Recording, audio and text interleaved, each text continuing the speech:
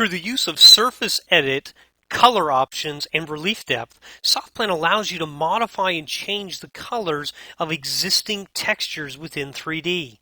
Using the zoom to surface, we can modify the brick texture from the red brick to a painted white brick. Position the cursor over the brick texture, right-click, and select Surface Edit.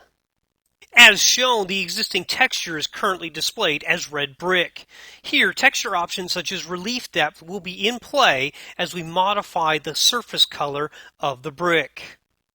Select the Texture Color tab and then select Display Color. Listed below under the color swatch are a series of manufacturers whose individual color swatches are now available for selection. From here, a manufacturer can be selected. From the color swatch, scroll until we locate the white color that we wish to use and click to assign. The brick is painted and the relief depth analyzes the texture and simulates the indentations. Next, we will edit the surface of the board and batten siding.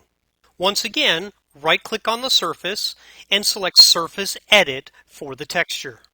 In this case, the color swatch is already being used. However, for this example, we would like to also add a wood grain texture to the surface in addition to painting it a new color. To assign a wood grain texture, enable the Display Texture. From the list of textures, scroll down to Material, Wood, and select a wood grain pattern. Under the Lighting tab, the relief depth can be adjusted accordingly. As done with the brick, select the Texture Color tab, select the Display Color, and from the color swatch, select the manufacturer to use. Paint colors are listed by both name as well as number. Simply match within SoftPlan the color that you are selecting from the manufacturer, and it will now be applied to the surface within the model. The wood grain texture with its relief depth enabled will show the wood grain pattern painted the new color. And finally, using Surface Edit, these shutters can be surface edited to have a new paint color also assigned to them.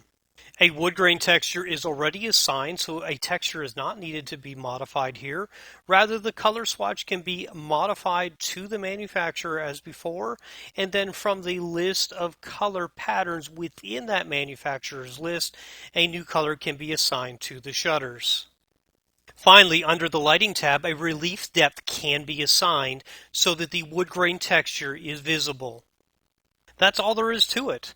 Assign the texture, set the relief depth, paint the color that you need, and when desired, use the surface copy paste to apply a current paint pattern to another surface.